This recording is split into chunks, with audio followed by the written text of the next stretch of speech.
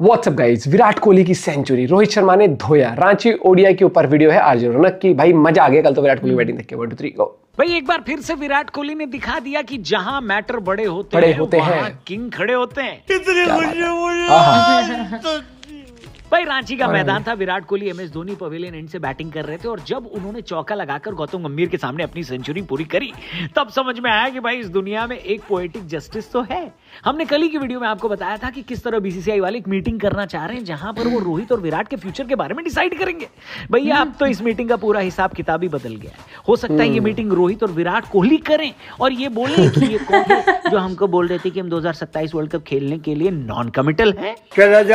भाई पूरा संडे पैसा वसूल निकला। रोहित कोहली की बढ़िया पार्टनरशिप देख ली, किंग की सेंचुरी देख ली और फिर लास्ट में थ्रिलर वाला मैच भी देख लिया। भाई साहब पैसे तो वसूल हो ही गए जो हमने लगाए भी नहीं थे। तो मैच की बात करें तो धोनी के घर में मैच था। सबसे पहली बात जो हमको पता चली वो ये कि ऋतुराज गायकवाड़ यानी चेन्नई के कप्तान फाइनली 2 साल बाद इंडियन वनडे सेटअप में वापसी करते हैं। हालांकि दुख की बात ये थी कि एक बार फिर हम लोग टॉस हार गए। मुझे समझ नहीं आता कि अब इंडिया के मैच में टॉस होता भी क्यों। सीधे सीधे सामने वाली टीम से पूछ लो कि क्या करना है कि नहीं। बात तो सही है। साउथ अफ्रीका वालों ने कहा कि आओ पहले बैटिंग कर लो क्योंकि यहाँ पर चेज करना इजी रहेगा। उनकी बात गलत नहीं थी और इस वजह से टीम इंडिया ये और भी ज्यादा प्रेशर में आ गई कि वो बड़ा स्कोर बनाए। शुभमन गिल की जगह यशस्वी खेल रहे थे, कुछ खास कमाल वो कर नहीं पाए, लेकिन यहीं से शुरू हुआ धमाल कमाल रोको परफॉर्मेंस। ऐसा लगा कि दोनों ने पिछले महीने सिडनी के ग्राउंड में जहां छोड़ा था वहीं से शुरू किया। बेहतरीन तरीके से न सिर्फ इंडिया को इन्होंने शुरुआती खराब झटके से उबारा बल्कि आपस में कंपटीशन करने लगे कि कौन पहले हाफ सेंचुरी पूरी करेगा। रोहित तो छक्के लगा ही रहे थे, लेकिन विराट जो कि इतना रिस्क लेने के लिए जाने नहीं जाते, उन्होंने भी चौके और छक्कों में कोई भेदभाव नहीं किया और बराबर से दोनों लगाए।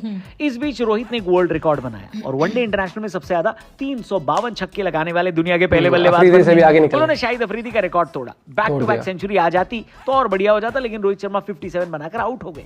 लेकिन दूसरी तरफ विराट ने गर्दा उड़ा दिया। भाई साहब इतनी फ्री विराट को न जाने कितने टाइम बाद खेलते देखा है। कोहली को खेलते देखा तो बस एक ही बात दिमाग में आ रही थी कि आखिर 2 दिन पहले जो धोनी के घर पे पार्टी हुई थी उसमें धोनी ने कौन से फ्लेवर का हुक्का पिलाया होगा विराट कोहली को। वही हुक्का अगर हमें मिल जाए तो कोहली की तरह हमारा भी कमबैक हो जाए। नहीं, विराट कोहली ने वनडे इंटरनेशनल में अपनी 52वीं सेंचुरी पूरी कर ली और इस तरह किसी भी एक फॉर्मेट में सबसे ज्यादा सेंचुरी लगाने वाले बल्लेबाज वो हो गए। इसके अलावा सचिन तेंदुलकर ने टेस्ट में 51 सेंचुरी लगा रखी है। जब विराट कोहली की सेंचुरी पूरी हुई तो उसके बाद उन्होंने एकदम ही बुलेट ट्रेन की स्पीड पर गाड़ी भगा दी। एक वक्त पर तो लग रहा था कि विराट कोहली के पास डबल सेंचुरी लगाने का भी मौका है, लेकिन इतनी तेजी से कोहली खेल रहे थे कि एक्सीडेंट होना पक्का था और वही हुआ। 135 पर कोहली आउट हो गए। मैच फिनिश करने की जिम्मेदारी केएल राहुल पर आ गई, लेकिन तारीफ करनी होगी साउथ अफ्रीका की जिन्होंने थोड़ा बहुत कमबैक कर लिया और भारत को 350 से पहले रोक दिया। अब साउथ अफ्रीका के पास 350 का टारगेट था, लेकिन ये मत भूलो कि ओस का खतरा था जिसकी वजह से साउथ अफ्रीका ने पहले फील्डिंग का फैसला किया।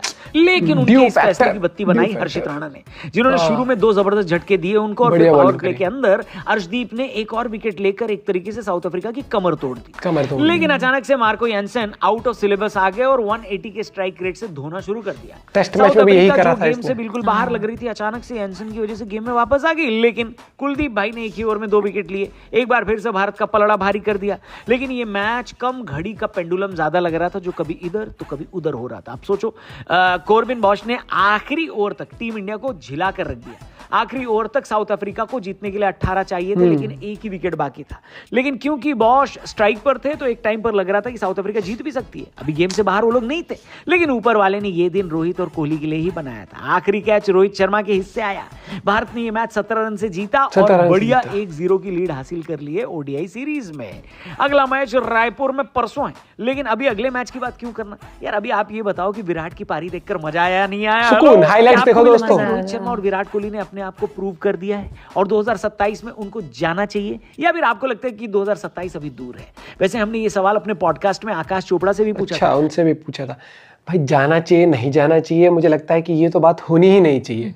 एक्सपीरियंस्ड प्लेयर है, बड़े से बड़ी टीम दिखी गई है, ऑस्ट्रेलिया हो गई कोई भी हो गई। अगर उनके प्लेयर टूर्नामेंट से 1 साल पहले तक अच्छी फॉर्म में है तो वो सोचते भी नहीं है, उनको बैक करते हैं। हमारे यहाँ बैक का तो पता नहीं, लेकिन हमारे यहाँ ऐसी मानसिकता और एक ही अराजकता जो एक वर्ड सीखा है मैंने वो देखने को मिलता है आजकल की फैंस के अंदर। ये डाल दिया गया है कि कोई कंफर्म नहीं है इनका तो बिल्कुल ही। एक होता है कि कोई एक वो नॉन कमिटल वाला तो मुझे अब मतलब अभी तक समझ नहीं आया कि वो क्या था।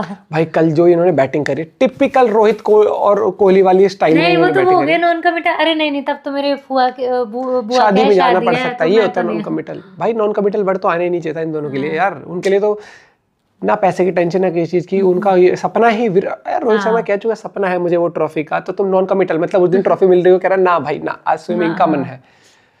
मैच बढ़िया था, हर एक चीज बढ़िया थी और अच्छा लगा कि हर्षित ने प्रूव करे अपनी बॉलिंग से कल स्टार्टिंग में। और दूसरा यहाँ पर ऋतुराज के लिए बुरा लगा कि इतने साल बाद कमबैक करा। कई बार आपने भी देखा, धोनी की कहानी भी देख लो ना, जब उसको मौका मिला स्टार्टिंग में नहीं होता। भाई मैं चाहता हूँ कि ऋतुराज अगला मैच भी खेले और वो रन करे। उस बंदे के लिए भी मतलब कई बार बहुत फैन बेस अच्छा है और उसने प्रूव भी किया इंडिया के लिए बहुत सारे मैचेस में। देखते क्या होता है, बाकी हाईलाइट्स देखो और एंजॉय करो भाई, सुकून वाला मैच था कल का। Bye bye, take care.